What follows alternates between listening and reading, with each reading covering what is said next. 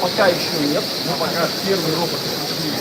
Наши истории, если такие продавать изделия, начинаем с такой, металл у нас есть, резин у нас есть, но это очень задуманный немножко подход, потому что европейцы тяжело идут прокатать, просто торговать какие-то детали, а хотя бы начать со сборки, там пришла просто рама, мы ее здесь собрали, и в дальнейшем они готовы, мы к концу года уже будем металл наш местный использовать.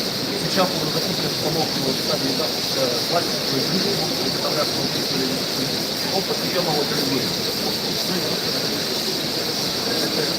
Единственное, попрошу Кирилл, это серьезный аппарат, они бы не продавались, она космическая. В плане денег порядка 15 миллионов рублей стоит, это 10 миллионов рублей.